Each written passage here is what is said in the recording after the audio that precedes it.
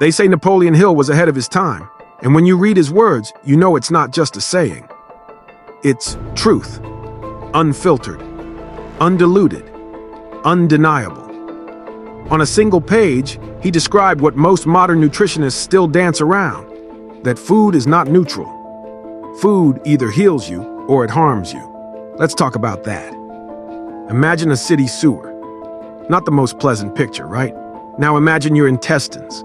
Same system, same building, same potential for backup, blockage, and overflow. The only difference is, you carry this sewer with you every day, inside you. It's quiet. It's tucked away. But when it's neglected, the consequences are loud. Napoleon Hill said it plainly. Improper eating is the root of the majority of the ills of the body, and practically all headaches. Now that's a bold claim. But when you live long enough, observe enough, and heal deeply enough, you start to see it. You feel it. You know it. This isn't about kale versus chips. It's deeper than sugar and salt. This is about whether your food is working for you or against you. You ever feel heavy after eating? Sluggish? Irritable? That's not just a full stomach. That's your body talking. That's your cells sounding the alarm. Food is supposed to bring life, not take it away.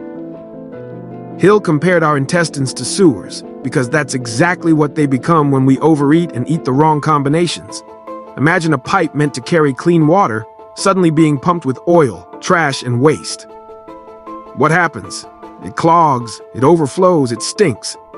That's what happens inside us too. And when that happens, when our internal sewage is mismanaged, it spills over into our lives. Our moods shift, our minds fog, our energy drops. And if you stretch your imagination far enough, as Hill asked, you realize, how can a person truly fulfill their purpose while moving through life with a poisoned body? Let's say that again. How can you walk in your purpose if your body is walking in pain? Here's what makes it real. The poison doesn't have to be dramatic. It can be subtle. A little too much of the wrong food over time. A sweet snack before bed every night. Fried foods for every lunch. Heavy meats with no greens. It adds up. It builds. Until suddenly, we've got enough toxicity to fill a whole city sewer, and it's all sitting right beneath our ribs. That's where disease is born. Not in chaos, in routine, in what we call normal. And here's the twist. That same routine can be rewritten, reversed, rebuilt with food. See, Hill was on Sebi's wave before Sebi was known.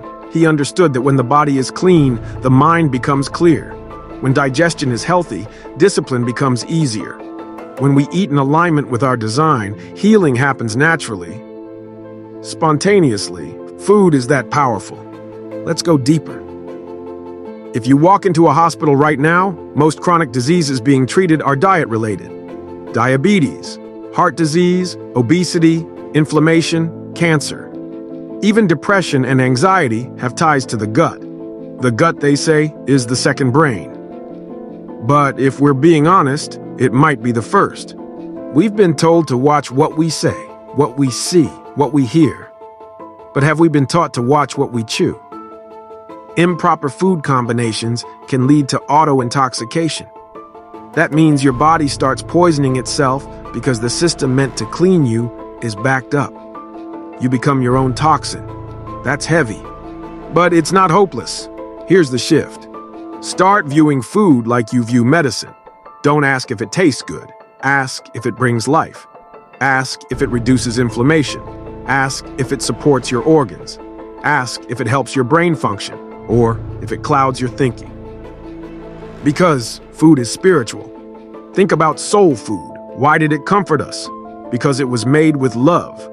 But the love was trapped inside unhealthy ingredients. Now we can keep the love and change the ingredients. There's soul food that heals now. Collard greens without pork. Yams without sugar. Sea moss instead of syrup. Alkaline meals instead of acid-forming ones. Healing starts in the gut. Napoleon Hill said, if you took 100 people suffering from headaches and gave them a proper body cleanse, most of those headaches would disappear. He wasn't guessing, he was observing. So let's observe too. What have we been eating that no longer serves us? What habits are killing us slowly? what traditions were passed down out of survival but must be transformed now that we know better. This isn't about guilt. It's about freedom. You deserve to feel good in your body. You deserve to think clearly. You deserve to wake up without pain. And believe it or not, food can either delay or deliver that destiny. So what's the story? It's this. Napoleon Hill didn't just write about getting rich. He wrote about getting well, about reclaiming the power of health through discipline, awareness, and nutrition. If you want to change your life, start by changing your plate. Watch what happens when you return to clean eating, when you honor your temple, when you detox your intestines, and your spirit follows. You won't just heal your gut, you'll heal your mind, your mood, your mission. Because the clearer the sewer, the stronger the signal. And when your internal world is pure, your external life will begin to match it. That's what Hill was trying to tell us. He was ahead of his time. Let's catch up. But let's pause. Let's sit in that last line. Let's catch up. Catch up to what? To a knowing. A deeper wisdom that was never really lost, just buried, covered by convenience, hidden beneath microwave meals, stress snacks, and a culture that profits from sickness more than it ever did from health. The truth is, we've been eating for taste, not for life. And when your taste buds are hijacked, your choices aren't really yours. They're reactions, addictions, Pavlovian responses triggered by ads, traditions, and traumas we never thought to question. Because no one told us the full truth. They told us to eat our greens, but didn't say the canned ones had no life left in them. They told us meat was strength, but didn't mention the hormones, the fear locked in the flesh, or the decay we carry inside days after. They told us breakfast was the most important meal of the day, but they forgot to say for who, for what system, for what agenda. Napoleon Hill saw through the fog. He knew health was the foundation of clarity, and clarity is the foundation of purpose. That's why his writings weren't just economic blueprints. They were spiritual detoxes, mental cleanses, reminders that your real wealth is wellness. So let me ask you this.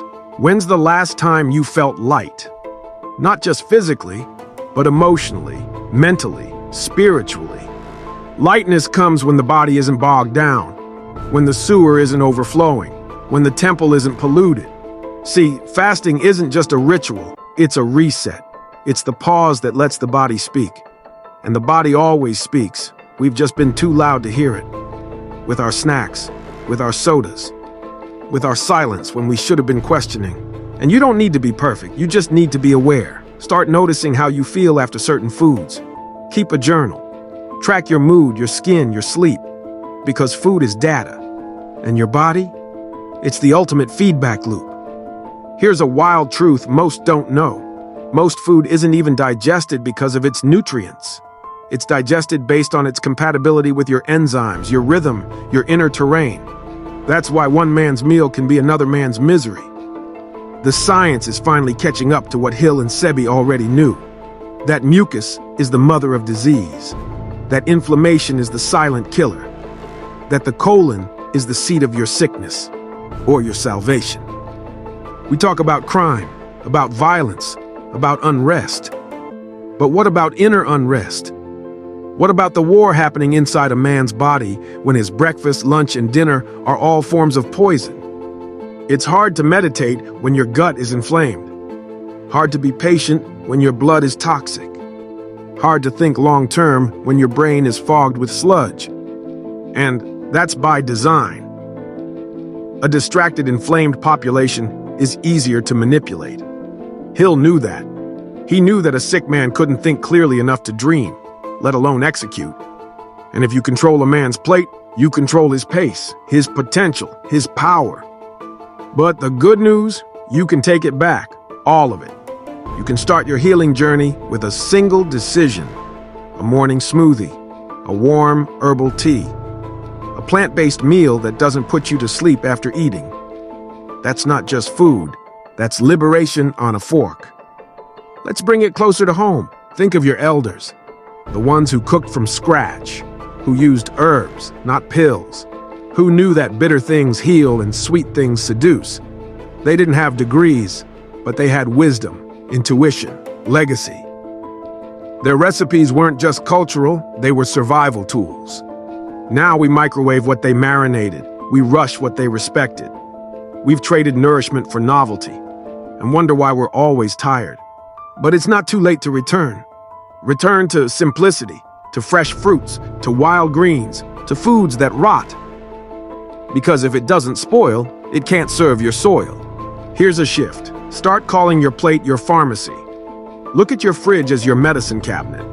Your grocery list is your healing list, because every item you bring home is either a key or a lock, a remedy or a reason you stay stuck.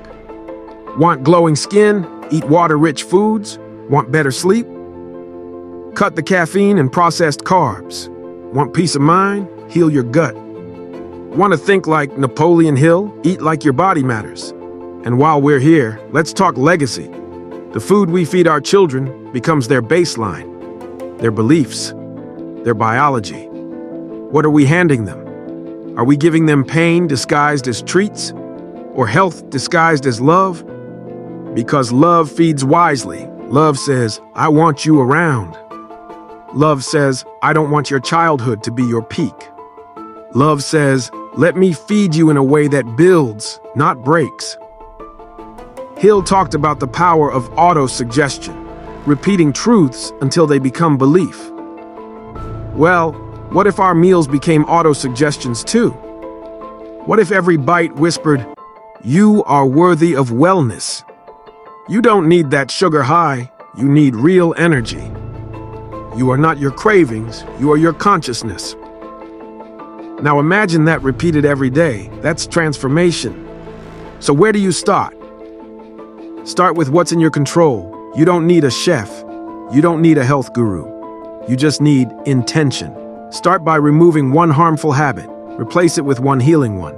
Swap out dairy, cut the soda, add in spring water, make your own salad dressing, try alkaline grains, explore ancient herbs. Small hinges swing big doors, and small decisions unlock big destinies.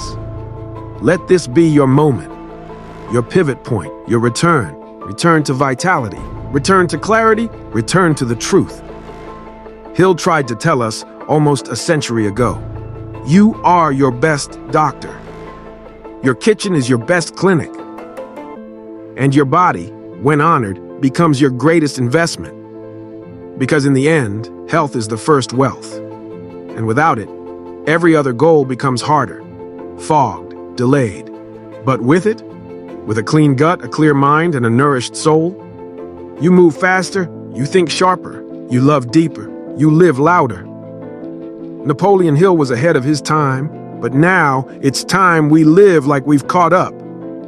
Let your next meal be a message that you choose life, that you choose alignment, that you choose to heal.